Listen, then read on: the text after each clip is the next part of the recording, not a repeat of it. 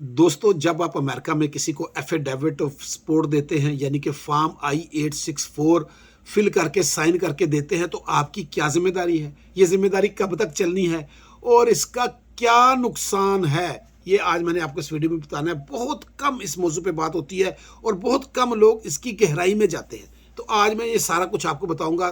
Channel को subscribe कर लें और वीडियो को आखिर तक देखें, बड़े फायदे वाली वीडियो है। आते हैं अपने मौजू की तरफ। पहले एक बात क्लियर कर दूं, आप प्रिंसिपल पिटिशनर हैं, यानी कि आपकी बीवी, शोहर, बहन, भाई, वालदेन आ रहे हैं, या आप को स्पॉन्सर हैं, किसी के लिए कोई स्पॉन्सर कर रहे हैं, किसी रिश्तेदार के लिए, दोस्त के लिए को स्पॉन्सर बने हुए हैं, दोनों सूरतों में जिम्मेदारी सेम है। ये बात याद रखिएगा, जिम्मेदारी से मुबर्रा आप नहीं हो सकते। अब आ जाते हैं जी कि कब तक है ये जिम्मेदारी।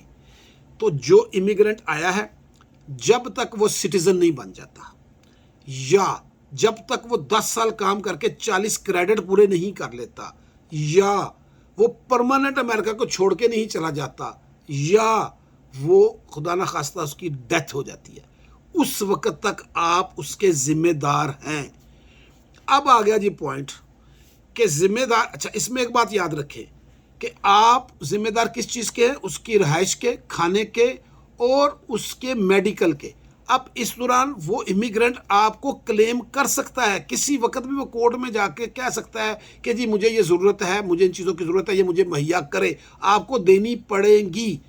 लेकिन एक सूरत ऐसी है जिसमें आपको नहीं देनी पड़ेगी, और वो सूरत है कि अगर वो इमिग्रेंट पॉवर्टी लाइन से ऊपर है, पॉवर्टी लाइन से नीचे नहीं है, यानी 125% इनकम का जो लेवल है उससे नीचे नहीं है, ऊपर है, तो फिर आप मुबर्रा हैं। फिर वो चाहे सिटीजन बने या ना बने, चाहे वो 40 पॉइंट पूरे करे ना करे, आपकी कोई जिम्मेदारी नहीं। जैसे ही वो पॉवर्टी लाइन से नीचे आएगा, वो क्लेम कर सकता है। अब आ गई अगली बात। अब वो बंदा जनाबे वाला ना सिटीजनशिप ले रहा है, ना वो बंदा काम कर रहा है, ना वो मुल्क छोड़ कर गया है और अभी जिंदा भी है, तो फिर क्या बनेगा? फिर आप कब तक जिम्मेदार हैं? तो जनाब फिर आप ताहयात जिम्मेदार हैं, पूरी जिंदगी जिम्मेदार हैं। अगर ये चारों चीजें नहीं हुई तो फिर आप जिम्मेदार हैं उसके मुकम्मल। अब आ गई अगली बात, वो भी एक बड़ा इंपॉर्टेंट पॉइंट, कि पहले 5 साल तो इमिग्रेंट को कोई बेनिफिट नहीं मिलता, कोई फूड स्टैम्प नहीं मिलती, कुछ नहीं मिलता, कोई कैश असिस्टेंस नहीं मिलती, कुछ स्टेटें देती हैं पहले 5 साल में, या 5 साल के बाद जब वो क्वालिफाई कर जाता है कोई भी वेलफेयर लेने का, अगर वो वेलफेयर लेता है तो फिर भी आप जिम्मेदार हैं। आपको रीपे भी करना पड़ सकता है, उस एजेंसी से आपको लेटर आ सकता है कि भाई तुम्हारा बंदा अब ये चीज़ें ले रहा है, चलो 2 पैसे तुमने तो इसका किया था, वो अपना स्पॉन्सर साइन किया हुआ है, तो आप उस वक्त भी जिम्मेदार। वो आए लेटर ना आए, वो जो भी हो, कानून है। हो सकता है फूड स्टैम्प पे ना आए, वो मेडिकल पे आ जाए, मेडिकल पे ना आए, हो सकता है कि कैश असिस्टेंस पे आ जाए, कोई कुछ नहीं कह सकता, लेकिन कानून है, आपको अगर तीनों का भी लेटर आ सकता है कि जी रीपे करो, आप जिम्मेदार हैं उसके। लेकिन ये किस सूरत में होगा? अगर वो पॉवर्टी लाइन से नीचे है। ज़ाहिर उसको ये चीज़ें मिलेंगी भी उस वक्त वो पॉवर्टी लाइन से नीचे होगा, यानी गुर्बत की सतह से नीचे होगा, तो उसको ये चीज़ें मिलेंगी और उस सूरत में आप उसके ज़िम्मेदार होंगे। आपने नहीं दिया, उसने जाके एजेंसियों से ले लिया, आपको फिर रीपे करना पड़ेगा। ये इतनी बड़ी जिम्मेदारी है।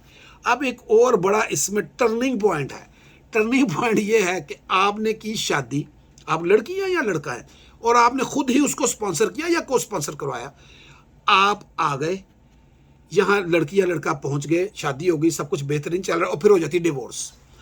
अब डिवोर्स हो गई तो क्या आपकी जिम्मेदारी खत्म हो गई? नो, आपकी जिम्मेदारी खत्म नहीं हुई।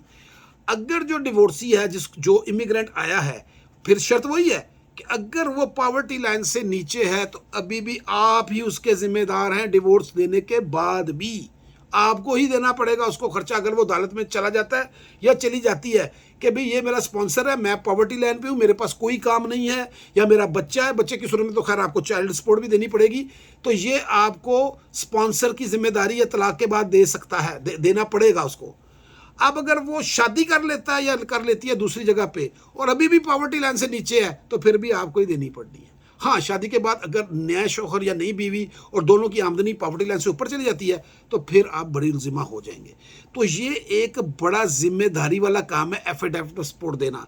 इसके बहुत सारे हिस्से हैं। ठीक है, प्रैक्टिकली तो आप कहेंगे कि यार कौन मांगता है, मैं मानता हूँ, जब आपने किसी को अमेरिका स्पॉन्सर करके बुला लिया, वो तो पहले बेचारा आपका इतना एहसान मानता है, वो कौन मांगता है? कोई भी नहीं। अपनी ज़्यादातर तो अपनी फैमिली होती है, बहन भाई माँ बाप होते हैं, कोई नहीं मानता। को स्पॉन्सर में भी आप ज़ाहिर है उसी को स्पॉन्सर करते हैं ना जिसके ऊपर आपको पूरा एतबार होता है कि यार ये अपने ही लोग हैं, अपने हैं, वो भी नहीं। प्रैक्टिकली शायद आप मेरे से इत्तेफाक ना करेंगे, नहीं यार इस तरह नहीं होता।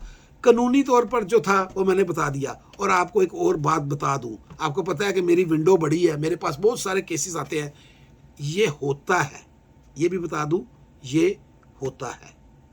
चैनल को सब्सक्राइब कर लीजिएगा। Thank you so much.